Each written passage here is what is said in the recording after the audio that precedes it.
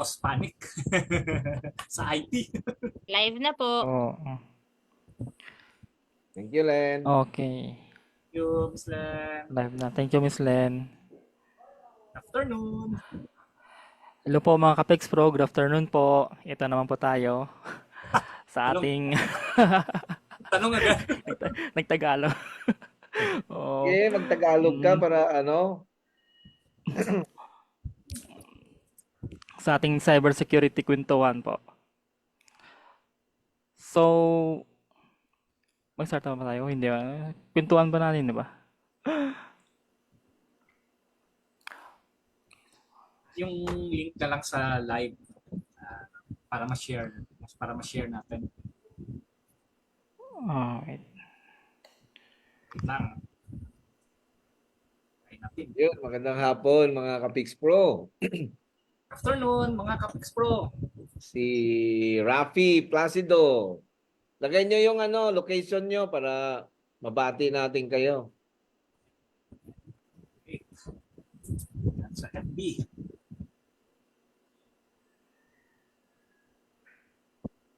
Si BP Ruby. And concurrently, the NCR Chapter President. Nandyan din siya. Good afternoon. Po, VP Ruby, good afternoon.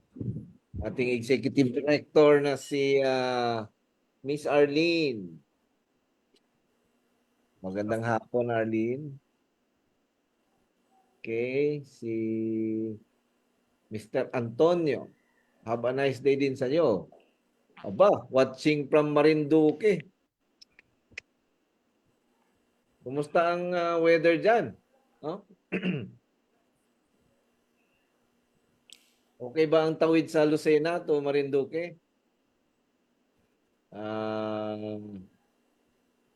Si Tanaman. Matiga Rene. Good afternoon din sa iyo, bro.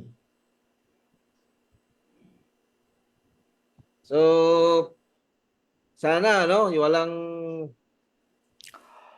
from Makati pala si Rafi. So, yun dito, alam nyo, dito sa natin, sa side natin sa Metro Manila, grabe ang baha.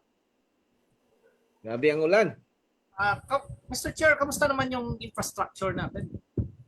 Sa Mukhang wala namang masyad damage kasi siguro yung mga ibang lugar lang walang kuryente dahil sa baha. Pero timing nung Thursday ng madaling araw, Monday, Tuesday, Wednesday ng madaling araw, galing akong Singapore. Medyo nag-relax yung bagyo ng mga before 4 a.m. nakalapag kami ng maayos, oh.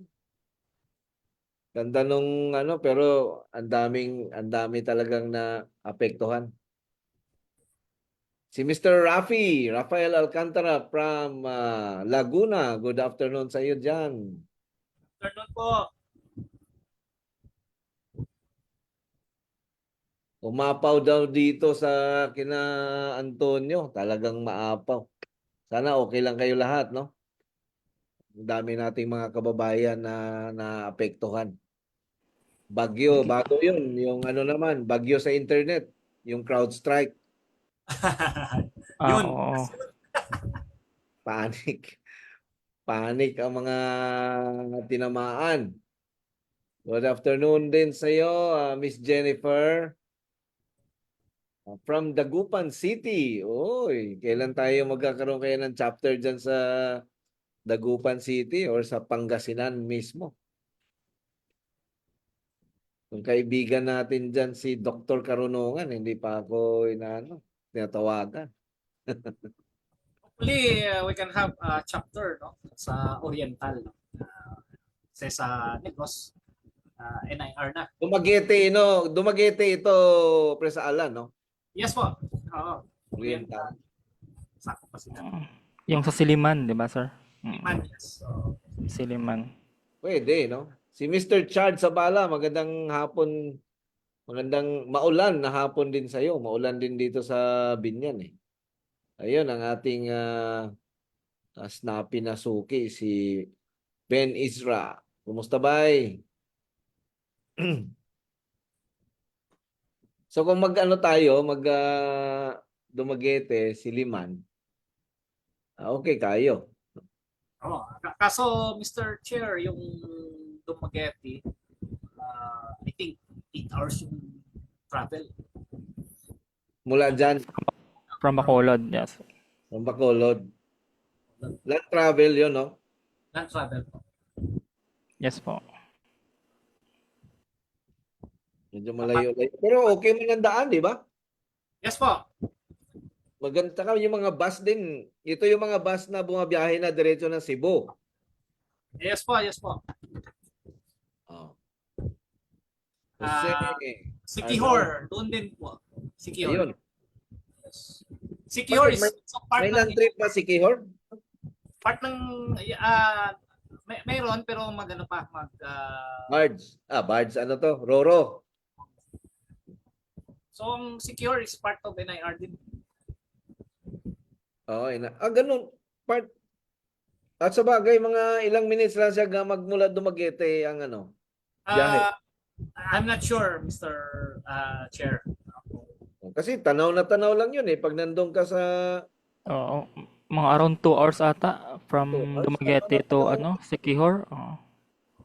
2 hours 1 siguro hour. yung tagal, no? 1 hour 30 minutes. Ganun. Yun, batiin muna natin si Mr. Jose Arnaldo. Good afternoon. Watching from Taguig City.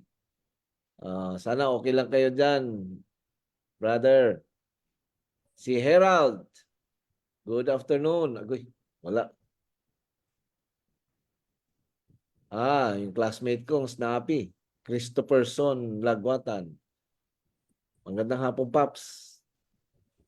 Tapos ka na ba sa capstone project?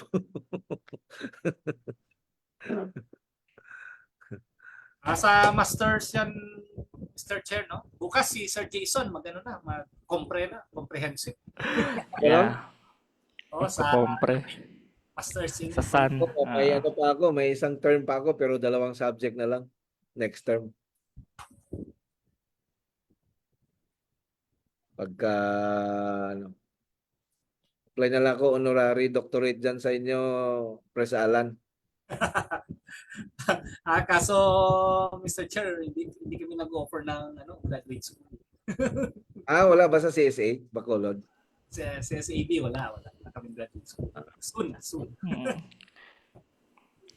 Kindra, hello. Si Burnett, gandang hapon din. So, sana okay lang kayo dyan sa Cavite. Michael, Jake, and Jay, good afternoon. Magandang hapon sa inyong lahat dyan. We have 2 minutes. Siguro, si Joe, are you ready na, Joe? Yes po. Ready na po. Okay. So, bigyan lang natin. Magandang hapon mga Kapix Pro, no? Mahirap palagpasin yung nangyari na global outage. Laki-laking perwisyo ang dinulot. Nabasa ko nga, nagbigay ng $10 na voucher si CrowdStrike sa mga na biktima, no? Parang siguro pampalubag loob siguro yon, no? So, ito yung pag-uusapan natin ngayong hapon. We have the PixPro Bacolod chapter led by the chapter president, no? Mr. Alan Pakulan.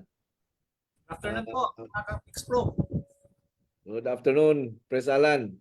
So, sila yung lead dito sa usapin na to. We welcome everyone to pitch in.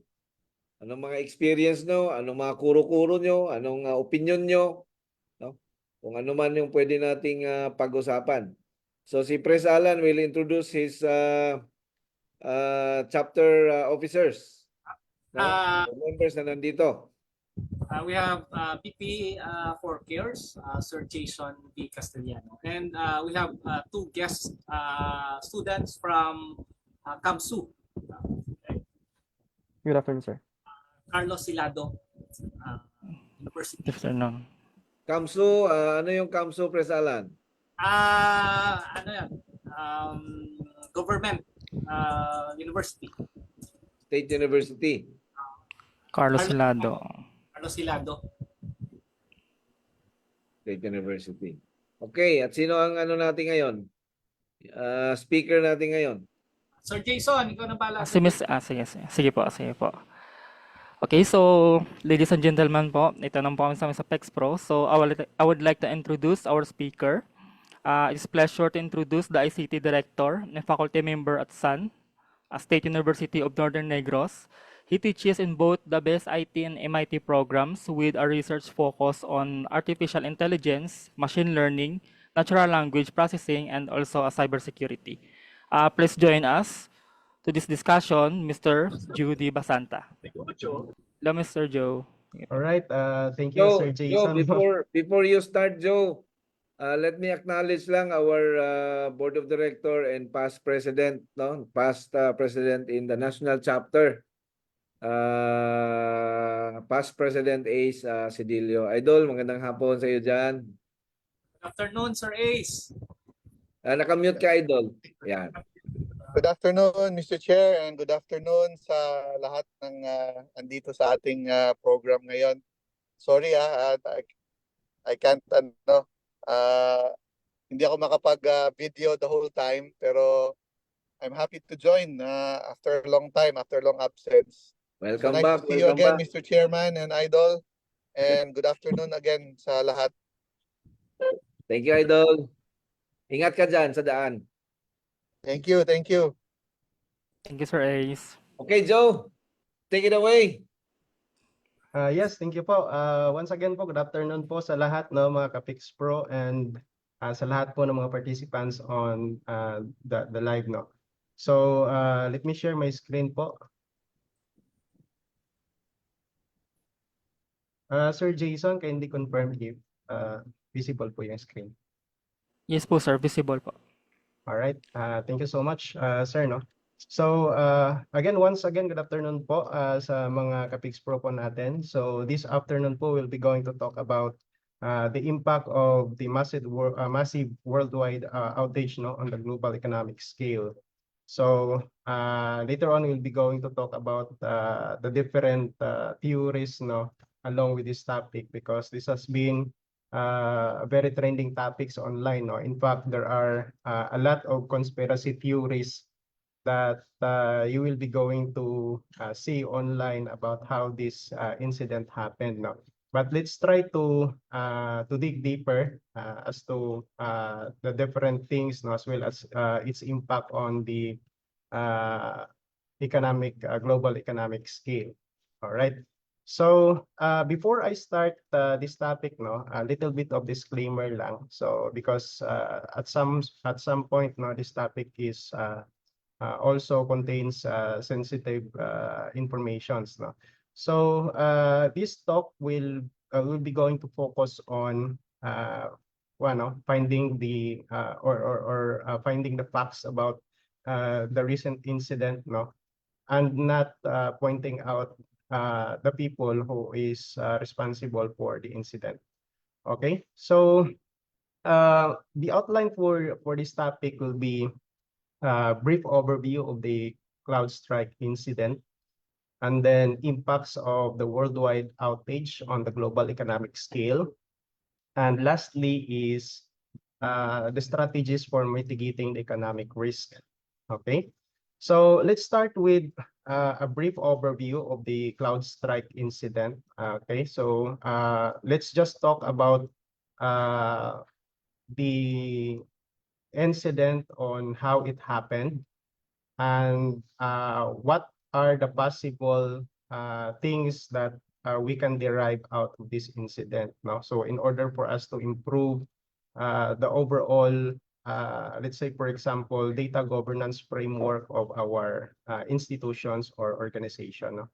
So there are actually this incident is not new to us, no, because there are similar incident in the past, no, in which on April 21, 2010, an antivirus company, no, it's called McAfee, released a software update for its corporate customers that deleted a crucial Windows file, no. So this incident actually relies on the McAfee, no, flagging the SBC host.exe in Windows host as malicious, no. And we all know that SBC host is a common system process typically used by multiple legitimate programs in Windows, no. And this incident resulted in critical errors in several Windows computer systems, resulted in cyclic reboot, no? And it's quite similar to the recent incident, which ang kanisi this CloudStrike incident, no? So it happens in July 18, no, in which CloudStrike, an independent cybersecurity company, released an update on its Falcon security platform that begins impacting the global IT systems, no? And what's notable about this incident is it caused a widespread blue screen of death, no? In which one of the common errors when we see some sort of buggy updates on Windows PCs, no? And what's surprising about this incident is it impacted at most 8.5 million devices across various sectors, no? Which involves banking, travels, and even healthcares. So let me walk you through on how this event or incident happened, no? By looking at by presenting, no, the diagram of the Windows system, no. So let me just dive some sort of the basic or the technicality of this of this incident. So if we try to look at the Windows system architecture, it has the user mode and the kernel mode, no? So in which typically most of the applications in Windows operating system usually interacts with the user mode, no? It does not interact directly with the kernel mode, no, because most of the kernel mode are privileged services, no, that we have there. So let me just go back later on this diagram, no. I-explain muna natin kung ano yung mga how the CloudStrike incident happened and where on the specific modes, no, saan ba nag-ooperate si CloudStrike. So the CloudStrike updates, no, let's start with the CloudStrike updates muna. So basically CloudStrike updates contains two parts, no. It has the drivers and the channels. So when we talk about the drivers, it is the part of the CloudStrike updates that actually executes the code, no. And the second one is the channel files. Now these channel files is actually configuration files, no. And these configuration files contains informations about threads, somewhat a database of threads, no, that helps the CloudStrike map the threads or scan for the threads within the host system, no. So the method is these channel files are being downloaded, no, to the host operating systems, and this will be fed to the drivers, no, in order for the sensors to become to use the threat intelligence stored in this channel, no. Now it so happens that during the CloudStrike incident, there is a channel file, no, specifically the channel file 291, which actually, according to CloudStrike, no, on their technical release, no, on the issues online, which found in their website, this channel file is actually malformed, no. And when this channel file is being fed to the drivers, it results into some sort of logical errors, no, at their end. So although there are a lot of conspiracy theories that you can find online, no, about some people digging deeper into what really happened during this incident. So in fact, in Twitter, no, we can see a lot of persons no who try to uncover the threats no or the incident rather no, and according to them it is a null pointer no, so in which it's some sort of a null pointer which tries to look for an address in the memory which is not physically there no, and that results into the error no, which is the blue screen of death. But we'll not be going to ano no to just rely on the conspiracy theories that we can find online. So although CrowdStrike no already provide the technical details of this incident, and according to them no, it's not they are not it's not the null byte no which has caused this incident, but rather some sort of malformed channel files no to start with. So there are statements no coming from their CEOs already posted on their website, but let's just focus on how this incident really affect a lot of devices no, the 8.5 million devices worldwide. So if we go back to the system architecture of the Windows computer, no? So most of the applications is or are interacting directly in the user mode, no? And when they do, when they interact in the user mode, and let's say for example there are runtime errors which happen along the execution. Normally, we see these errors, no? Usually, ito po yung nakikita nating mga errors. So it's more like a pop-up errors on the user end informing them about the error. So ito po yung mga errors na lumalabas if the application interacts on the user mode. But on the other hand, itong si CrowdStrike actually is more interacting more on the kernel level. So maybe because of siguro performance reasons, or maybe they need to have or they need to gather more information about the kernel no, in order for them to perform better in threat intelligence or something.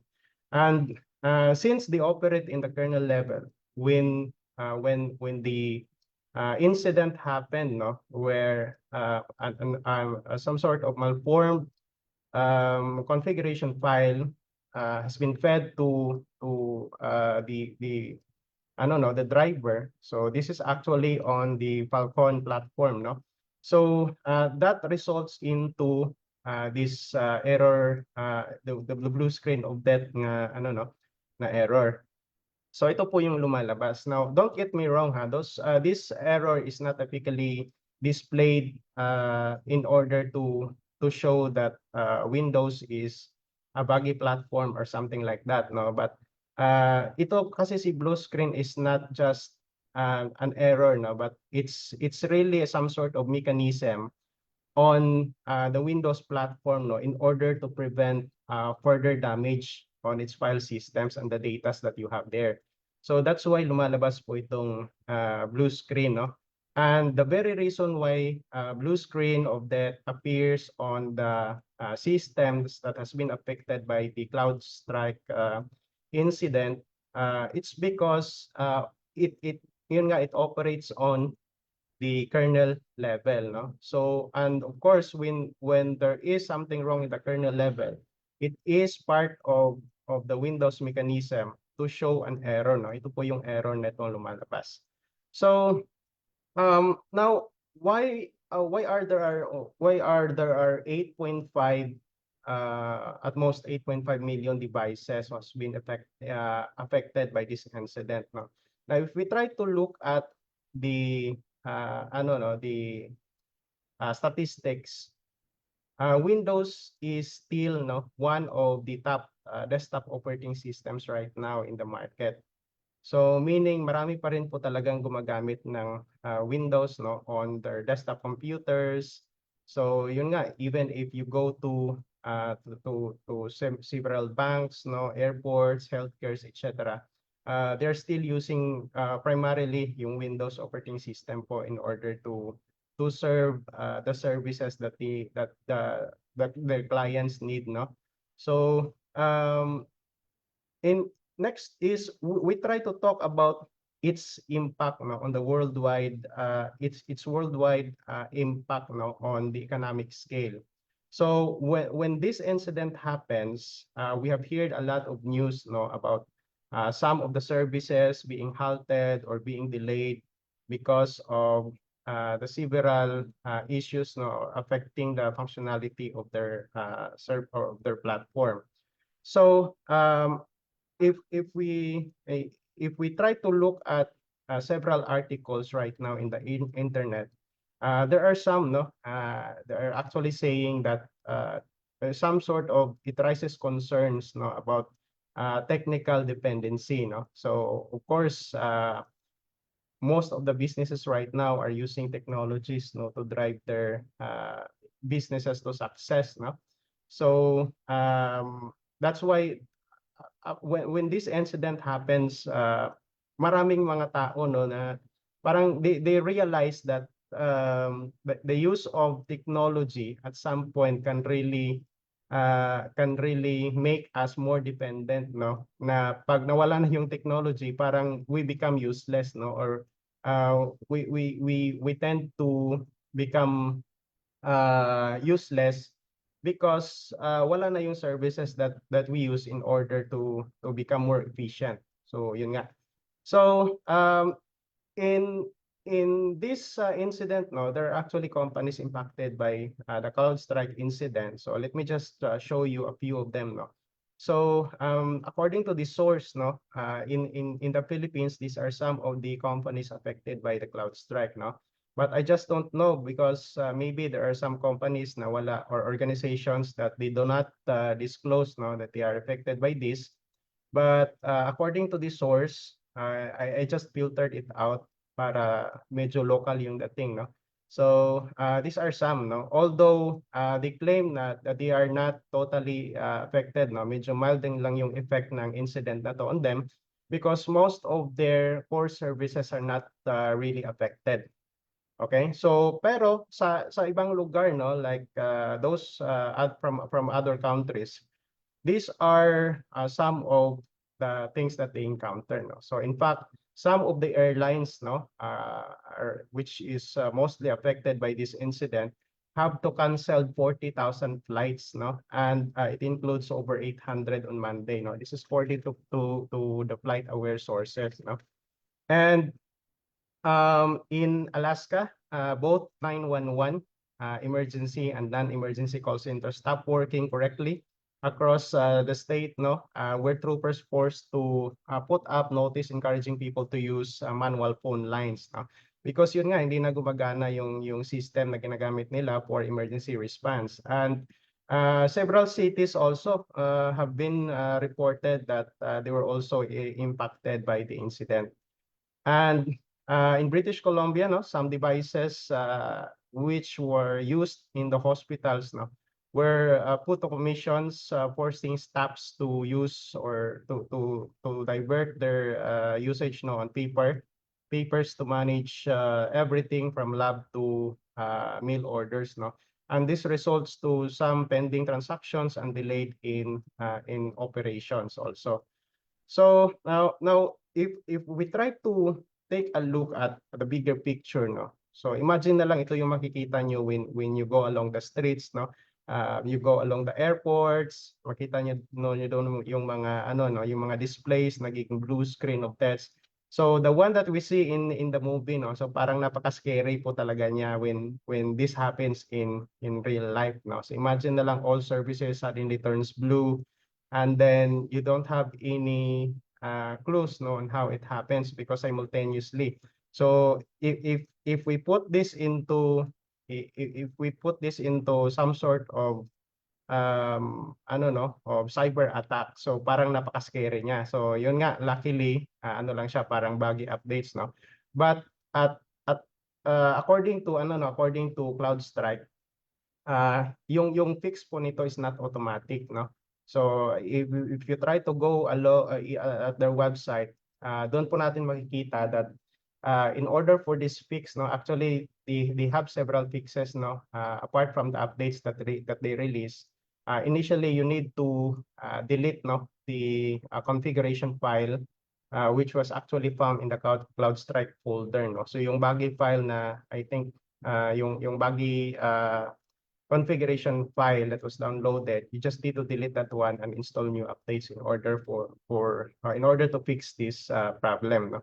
But then it becomes a dilemma on the part of the system administrator, di ba? So imagine ba naman, lahat ng mga computers within the networks naging ganito na, and it can really take time to be fully restored or parang ganon. So apart from that, no, we have seen some stocks, market stocks going down, especially yung CloudStrike na market stocks, no. But apart from the CloudStrike market stocks, no, those other companies which was affected also by this incident experience, no, degradation on their stocks, no, during that period. So even until now, if you try to look at the stocks, no, parang unti-unti pa siyang bumabalik to normal. So parang ganun. So now when we talk about these different things, no, yung mga nangyayaring ito, as well as yung mga impacts that it brought to our economy.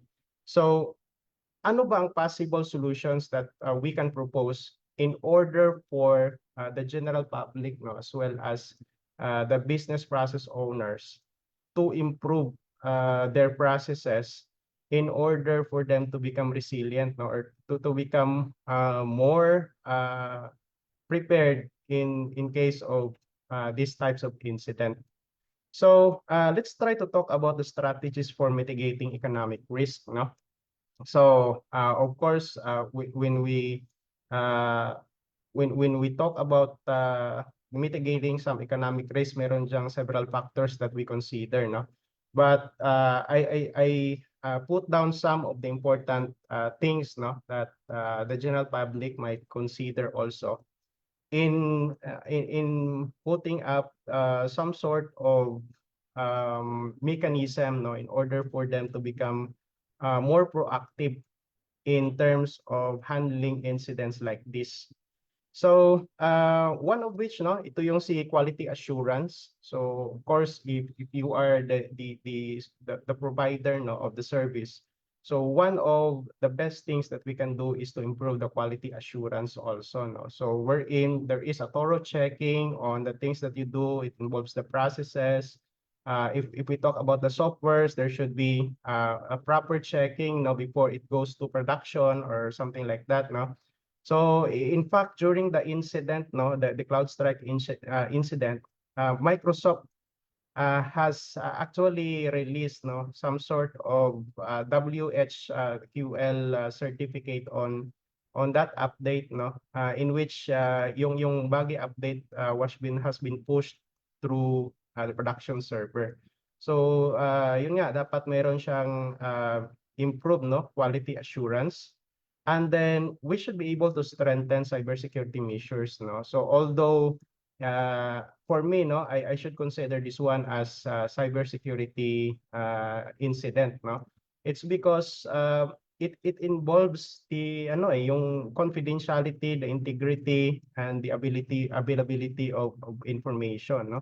So when we try to look about that, most of the businesses should be able to come up with a solution that can protect our informations, the data that we have online, no?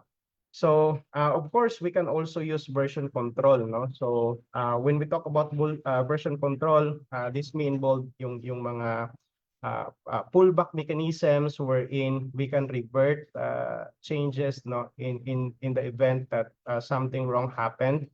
So of course, yung mga codes, or if it is a software, no, yung mga code should be peer reviewed, no, before it released to production. And of course, there should be some sort of branching or testing, no, that allows us to to test the new features, no, before the update goes to the production, no.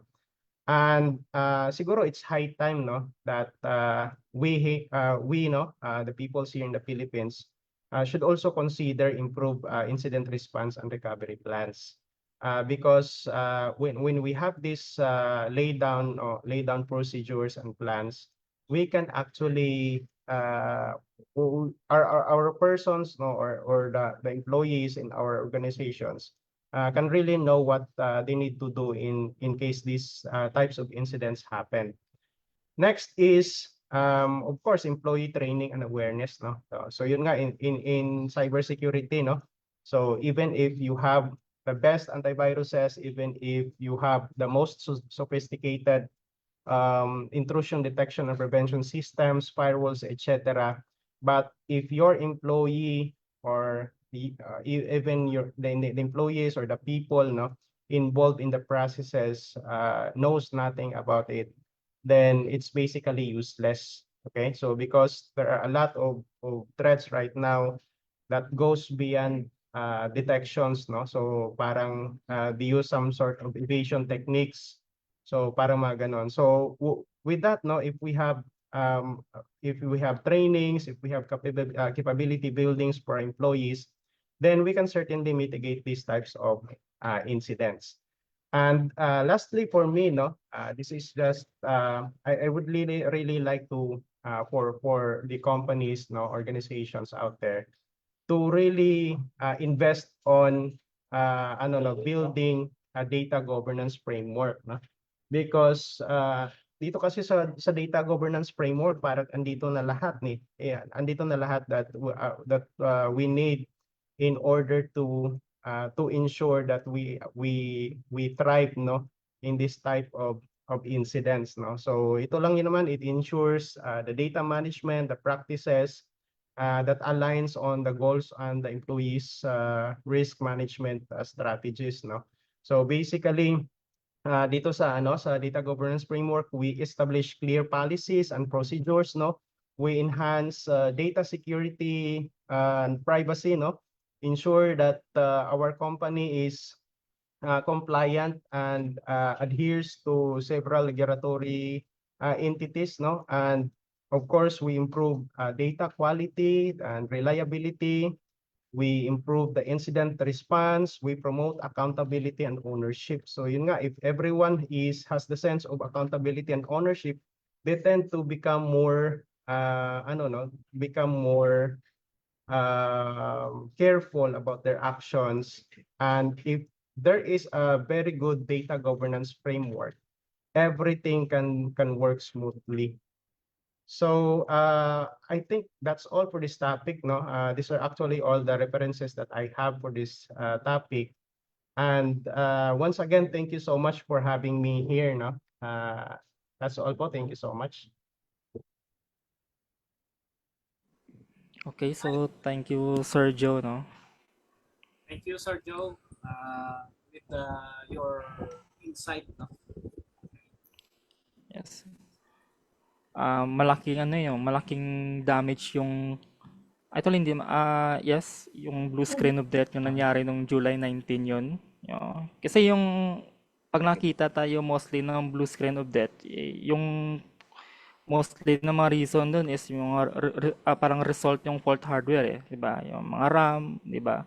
Parang fail safe mechanism yun ng ng computer natin.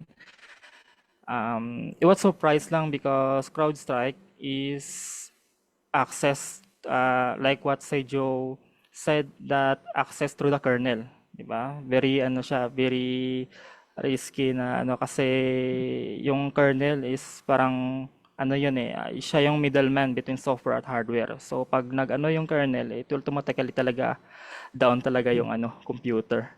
So it was Nag-umpisa kasi yung Jason sa kasi nauna yung mga malware na ginawa na sa kernel tumatrabaho Noong araw kasi, yes. yung mga antivirus natin bawal mag-scan sa loob ng kernel, no? Yes, opo. Nung nauso yung nagsimula yan sa mga rootkits may rootkit katulad ni Stuxnet, no? Si Stuxnet was operating on the kernel layer. So kahit nag-run ka ng antivirus nung araw, hindi mo makikita 'yon. Kaya nag-evolve din ang mga EDRs natin. Ito si CrowdStrike, tinitingnan na niya on the kernel layer. No, just in case mayroong ano. Yun nga lang, nagkaroon ng problema si CrowdStrike dito sa kanyang lahat ng mga sinabi ni Joe is actually governance issue, no? Governance issue 'yun na nakapag-release ka ng faulty or buggy na software. Governance issue 'yan. Yes, opo. Yung supply, yung value chain niyan sa pag-release is a governance issue, no? Magandang pagkalatag ni Joe yung presentation. Meron tayong mga questions dito. Unahin natin ang ating board and national vice president si Ruby. So with this worldwide major tech or cybersecurity outage, do you think AI or automation of quality control on updates would eliminate the risks of outages from happening in the future? What would be the disadvantages? Oh, sinong gustong sumagot dyan? AI, Yes po, Mr. Chair, siguro po I would try to answer okay, first. game. So for me po, actually we have seen a lot of adaptations na no, on artificial intelligence system and machine learning. And it's actually really good. There are actually solutions right now, antiviruses, mga anti-malwares, ransomwares that is implementing artificial intelligence systems in order to become more effective, no? But then again, siguro for me, yung downside on relying on machine learning is we could have some sort of fake detections or yun nga. So dapat we need to have when we implement these types of solutions in our as a sort of new technologies or innovations in order to improve our the cyber security world, no? So maybe there needs to be comprehensive study on this, and it should be properly tested before it goes to production, because yun nga, although machine learning has really improved, no, in such a way that we cannot imagine na parang ganito na pala humans can already replace AIs can already replace humans, but still there are some rooms for improvement on these types of technology. So thank you po.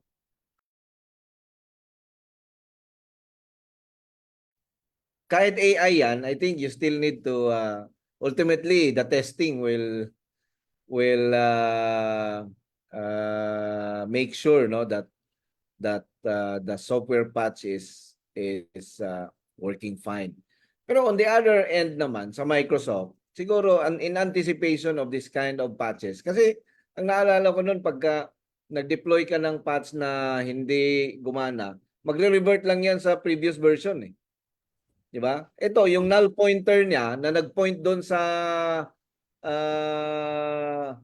something that does not exist.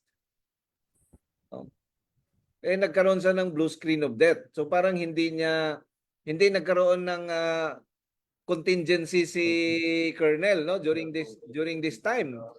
Supposedly kasi pag hindi yun gumana, hindi na niya papansinin yan eh. The OS will revert to the previous version, di ba?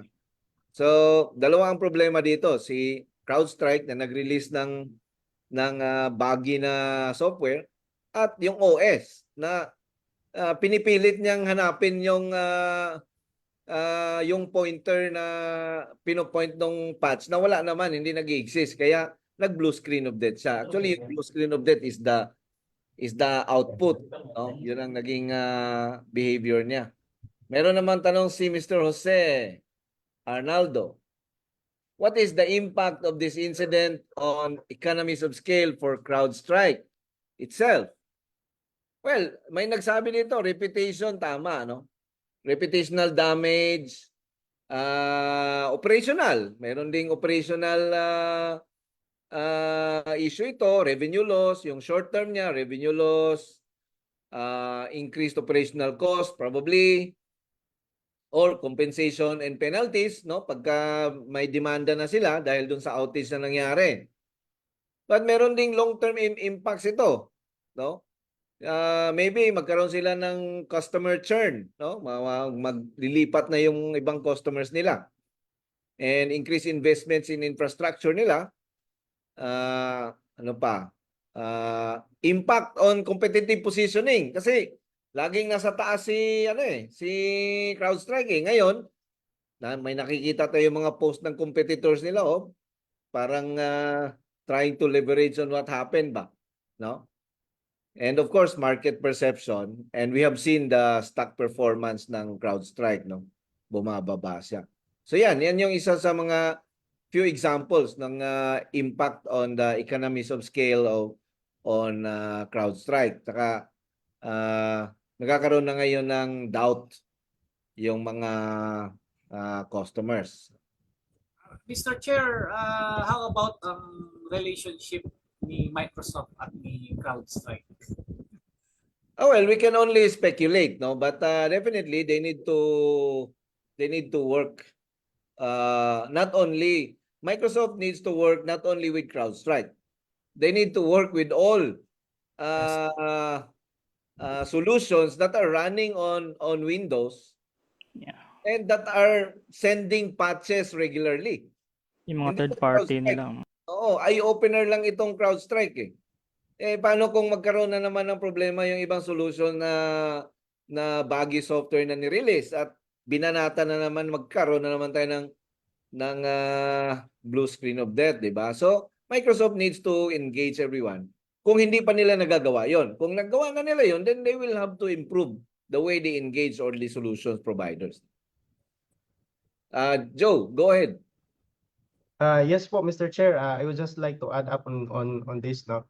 Because actually there have been several articles or reports online, circulating online, where yung mga cyber criminals are actually using this incident in order to leverage or to distribute malwares online, no?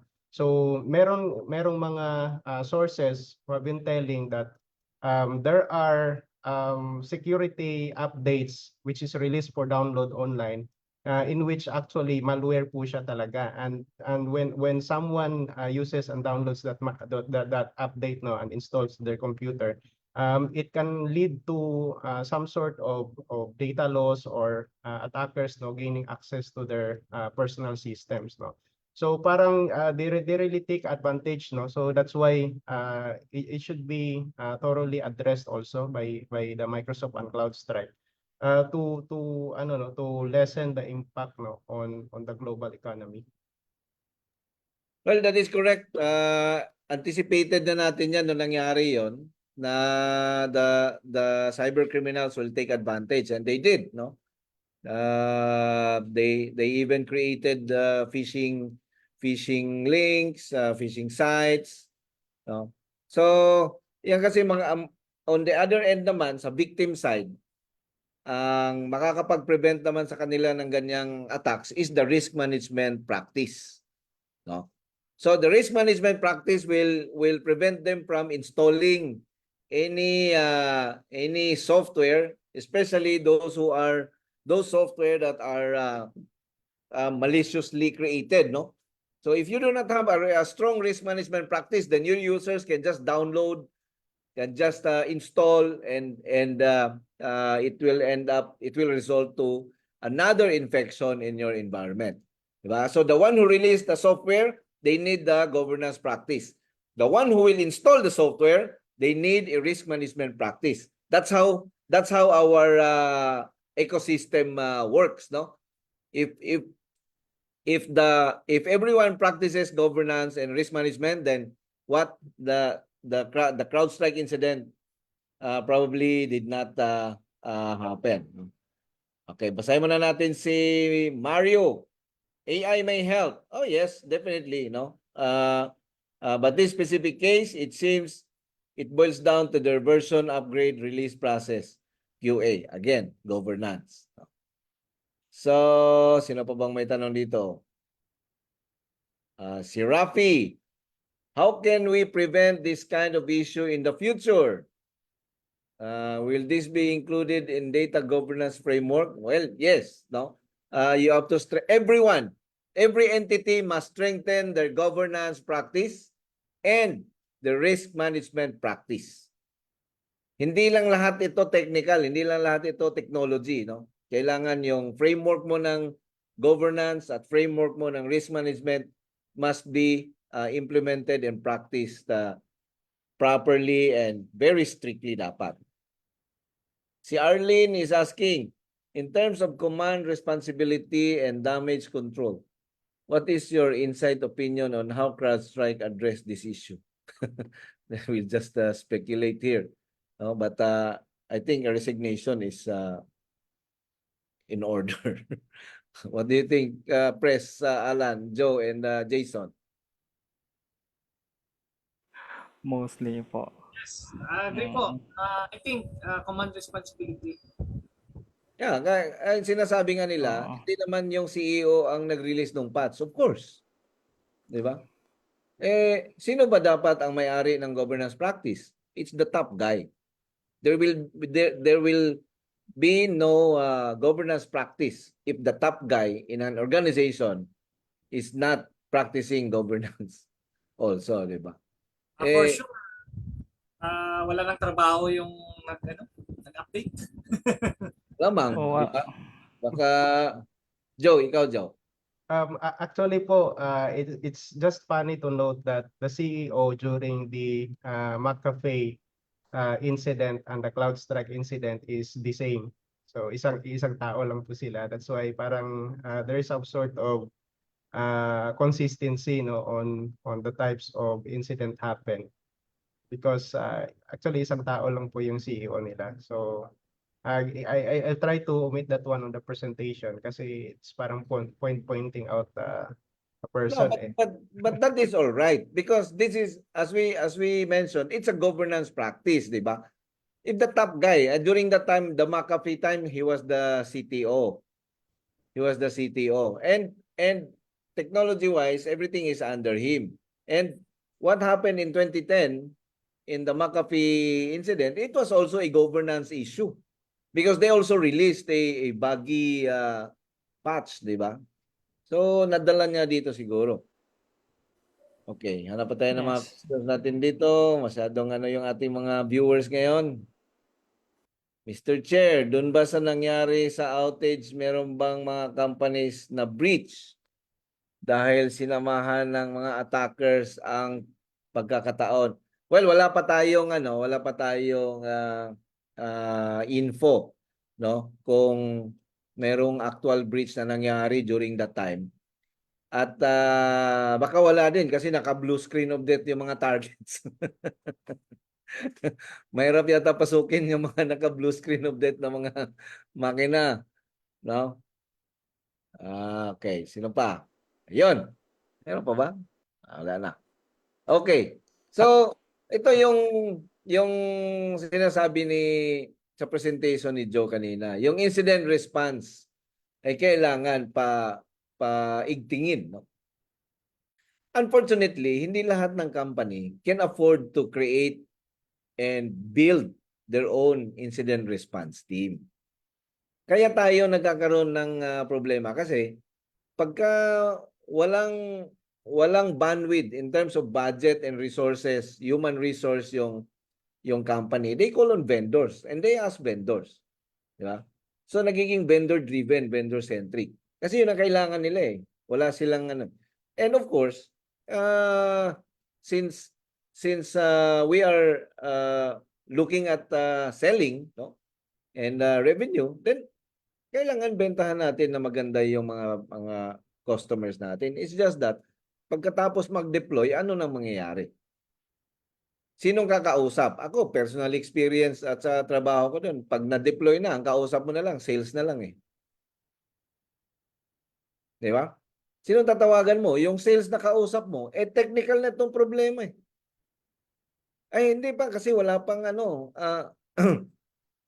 kailangan level 1 or level 2 or level 3 na yung problema mo sa kakatatawagin ng so mga ganong practice that this practice was established 19 kupong-kupong pa. Ngayon, ang attacks natin ngayon, highly sophisticated na, ganun pa rin ang practice natin. Di ba?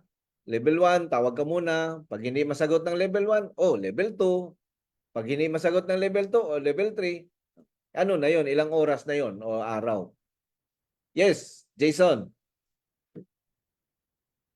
For additional inputs lang po regarding sa updates. Yung update po kasi nila, para ma-less yung damage, so dapat I think they need to use some geolocation limit sa updates nila for specific location muna.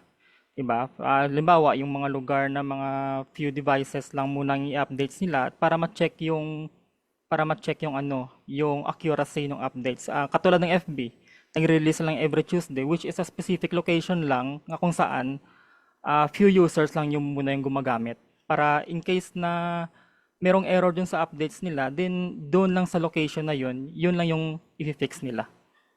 Parang Yung ganun. tamaan. O yun lang ang tamaan. Hindi yung worldwide talaga na grabe na pag ano. Well, siguro naman, no, napakalaking kumpanya naman ng mga to. Siguro naman, sa testing environment nila, meron silang lahat ng klase ng version ng Windows na posibleng ginagamit pa. 'Di ba? Yung mga ANPA, yung mga outdated, meron din sila, merong updated, meron din sila siguro, merong lower version, it's an environment wherein they can push their update and see kung mag-blue screen of death ba ito. 'Di ba? Imposible naman na hindi nawala silang ganun. I'm sure naman siguro meron. I hope meron. I hope lahat ng mga malalaking solutions providers na ginagamit natin meron. Ang problema nag-release sila ng patch na although hindi natin alam kung tinest nila, pero nagkaroon ng outage. So imagine this time yung cybersecurity solution mo ang nag-cause mismo ng denial of service. Bakit sa denial of service? Because services were denied to the community. Services were delayed, di ba? Airports, bangko, ATMs yata may tinamaan din. Sa US yata 911 yata tinamaan ng 911. Hospitals tinamaan. Imagine that, di ba? How careless can you be? And how insensitive can you be, di ba?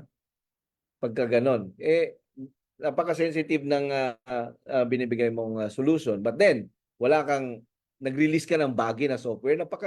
Kung maliit ka na kumpanya, patatawarin kita, di ba? Kasi, naintindihan ko, wala kang masyadong governance, wala kang masyadong tao. At in this case, napakalaking kumpanya nito. Sabi ni Attorney Coach Syed Sharan Basit, PixPro, salamat po. Gusto ko dami certificate sa PixPro. Okay. Parang So, yun ang natin ngayon. How can we move forward and prevent reoccurrence, di ba? Kasi hindi lang naman CrowdStrike ang ginagamit ng mga community. Meron pang iba, mga Trend Micro, mayroong Cybereason, may Kaspersky, may Sophos, ano pa ba? May McAfee pa ba? May McAfee pa ba ngayon? Di ba? So yan, mga yan. Ano naman ang lesson sa kanila? Di ba? Hindi enough na sabihin nila kami, hindi mag-blue screen of death yung nyo. Nobody expected that. But if your governance, it's sad to say, no? Kasi before, sa trabaho ko, nagpapapresent kami ng end-to-end cybersecurity practice ng aming suppliers. Hindi kami satisfied sa mga sinusulat sa document. Nagpe-present namin sila. Sino season nyo? Pag-present kayo.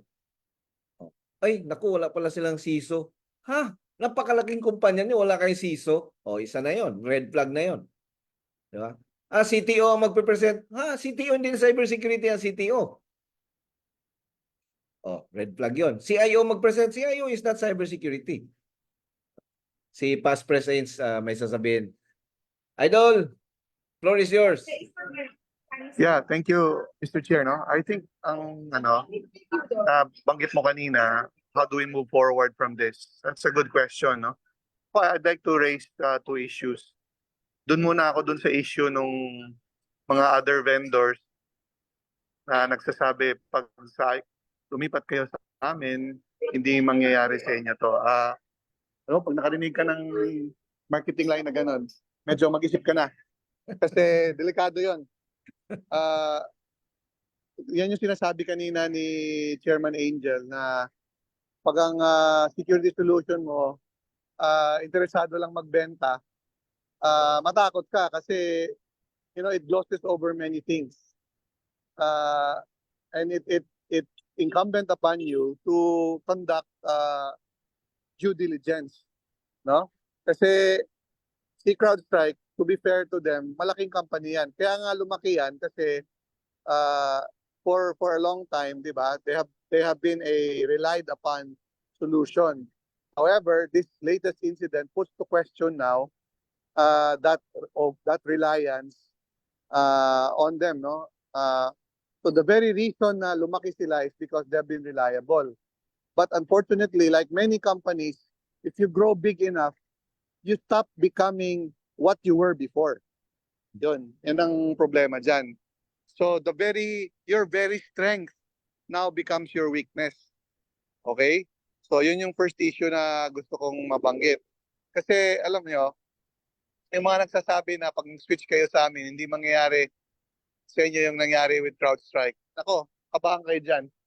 Secondly, itong nangyari sa CrowdStrike, again, brings to the fore a very fundamental problem, no, about technology. What is that? Yung kagustuhan ng mga technology companies to go to market, no, and giving primacy or tawag dito priority to functionality over security. They should go hand in hand. Kasi kung ang priority na lang natin lagi magbenta and we don't care about other things like security, yan na naman lalabas. I understand kasi that the very nature of the update is to to keep up to date yung the ability of the endpoint detection and response solution, kasi it was supposed to address the latest threat, kaya kailangang i-push out kaagad ang update. Pero ang punto kasi dito, yes, that may be the case, pero without proper testing, your solution became the problem. Diba? Right. So it goes back again to yung sinasabi ni Chairman na governance, di ba? Importante yun. Kasi never think that, itong gagawin mo, yung ipupush out mo na update, is so important that you have to disregard risk management and governance practices. Tingnan mo tuloy, ang nangyari, di ba? It is to the cost of billions of dollars to several companies na affected, and it will also cost, as it has already cost, losses to CrowdStrike. And rightly so, kasi di ba?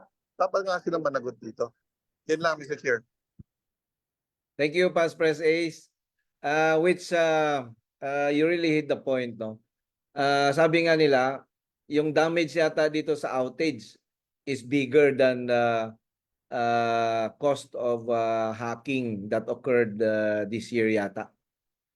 Kasi napakalaki ng damage na inano nito dahil lang sa buggy software. Now, yung iba kasi dahil gusto nilang updated lagi yung kanilang cybersecurity solution, nag-automated update sila. Kasi gusto nila lagi silang updated. But while that is one thing good in one side, that's also bad on the other side, no? Kasi nangyari dito, nakita natin yung global outage.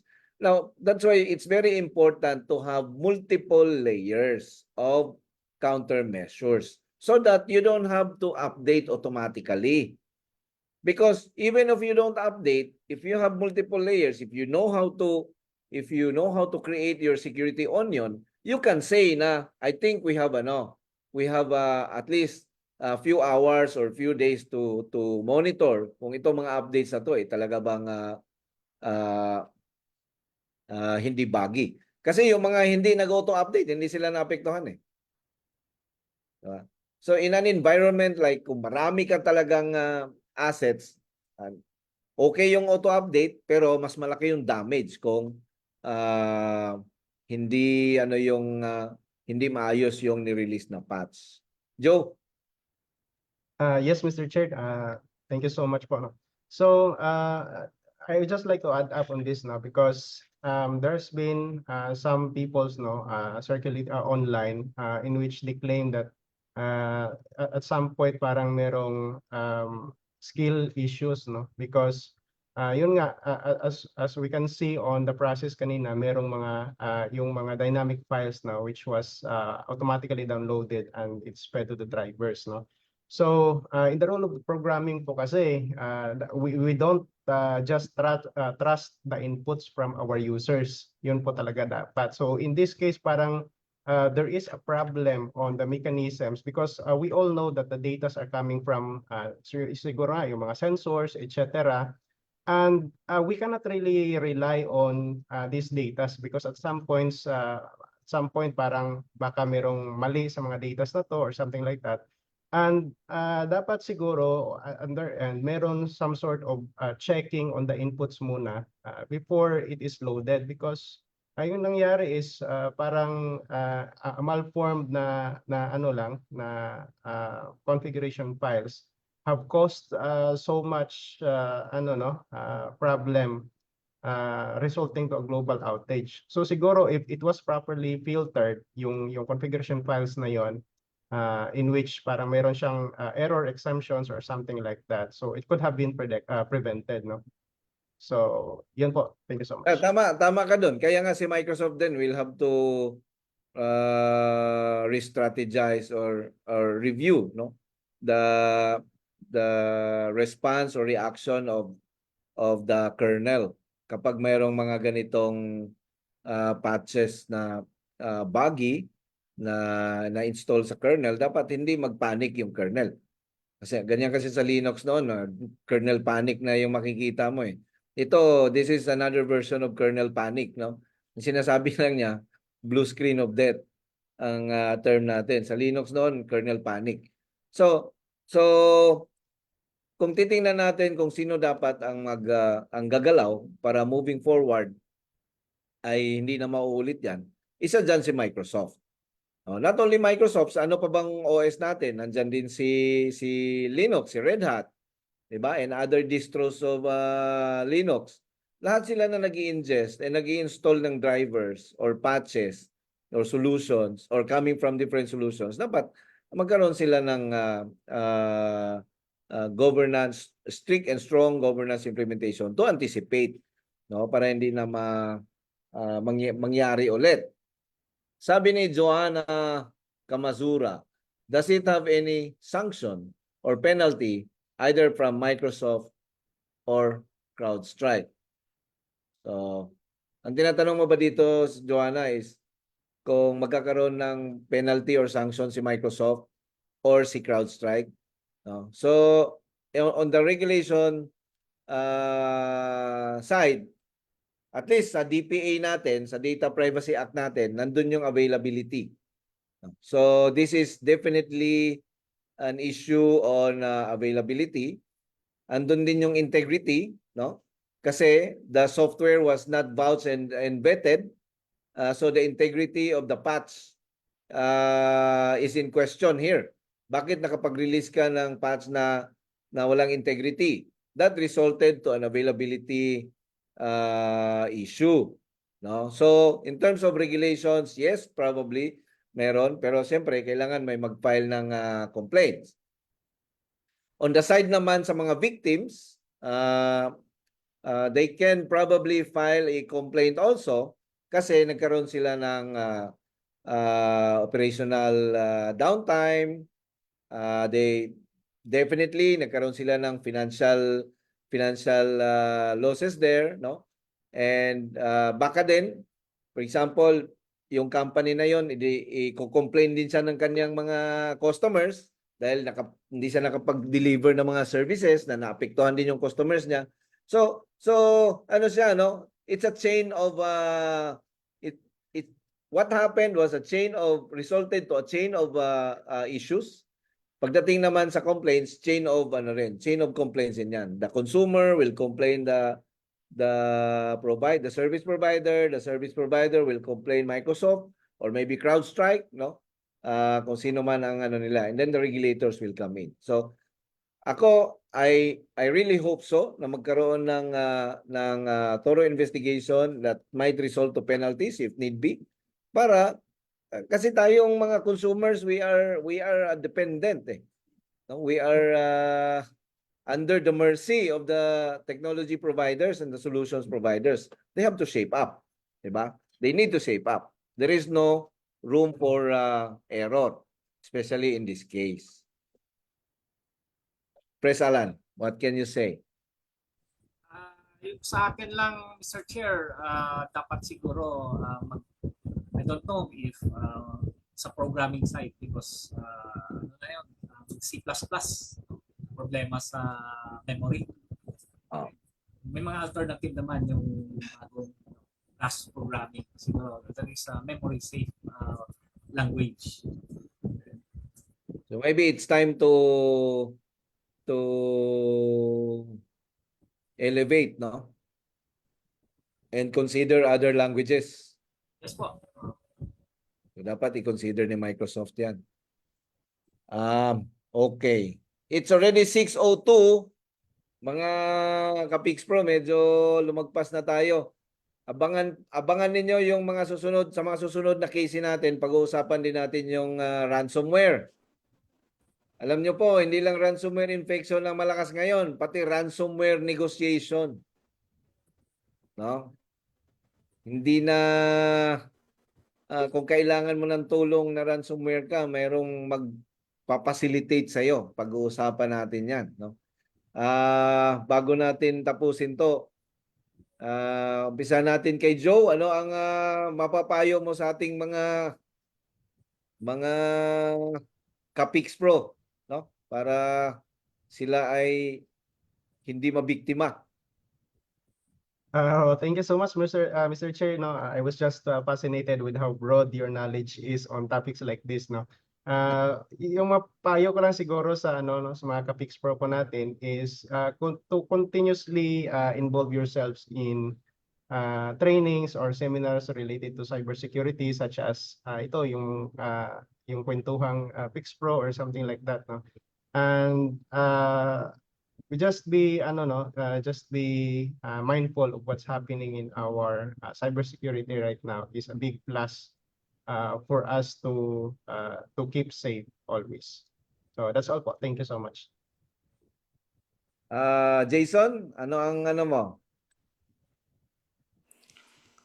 Yes, tama po si Sir Joe.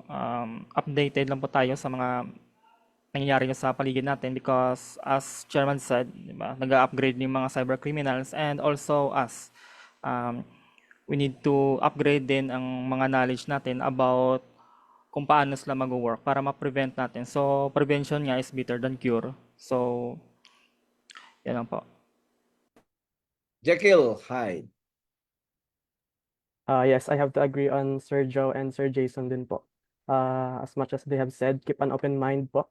And just to keep on learning po. Right. Okay, Mr. Chapter President, Bacolod Chapter, Press Alan. Well said, no? Maraming salamat, no? Lahat. Especially to Mr. Chair, no? Maraming inputs at big help, no? especially sa itong incident. No? Dapat updated lang at saka yung patch no? Bagong hardware at saka yung lumang hardware. Tama. Ako naman, ang masasabi ko lang, no, never fall in love with your solutions and your vendors. No? If the solution is no longer providing you the requirements that you need to change solution. But you cannot do that if you are only looking at one solution. What we used to do is, while we have the one running, we continue to look for new technologies. Continue to look for new solutions. Continue to get knowledge and understanding about the capabilities and features of these other solutions. Then prepare. Because you can never tell yourself na hindi mag-fail itong current solutions ko. You should always tell yourself na bukas mag-fail ito. And then you even without that incident, bago pa yan, kausapin mo na lagi yung mga technologies na nakita mo.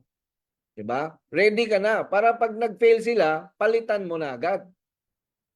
Ganun ang cybersecurity. We need to be adaptive. Ba? Alam nga naman na pumunta ka, nasa giyera ka, hindi na gumagana yung baril mo. Dahil mahal mo lang yung super close lang kayo nung nagbenta sa'yo ng baril na yun, okay lang yun. Pukpok mo na lang muna bago pumutok pa to, no? Hintayin mo, baka bukas puputok na to. Hindi ganon. Hindi ganon. Ang dami nating kalaban ngayon na magagaling pa. Be prepared, no? Operationally, rereklamo yung mga tao mo dyan, boss, ang dami nating gagawin dito pagka palitan natin. Ganun talaga trabaho, di ba? Kung sino yung hindi cope up dyan, pwede naman lumipat sa ibang career. Huwag na lang mag-cybersecurity. Okay, so yan ang ating another kwentuhang cybersecurity ngayong Friday. Maraming salamat po. Medyo maulan-ulan pa din. Mag-ingat po kayo. At sana po ay hindi po kayo nabaha at sana okay na kayo kung tinamaan man kayo nung baha natin. Diyan sa Bacolod, maulan din dyan. Mag-ingat po kayong lahat dyan. At Friday na naman, weekend na naman bukas. Sabi ng iba, happy weekend. Pero sa cybersecurity, happy lang. Walang weekend. Weekend. Thank you mga Kapix Pro. Ingat po kayo. Thank you so much po, Thank you mga so Kapix much Pro. po. Thank you, Sir Joe, thank you po. Sir Jason, Alan, Thank you, Sir sir. Sherman. Michael. Thank you so much. Idol, Thank you. maraming salamat. Ingat. Thank you.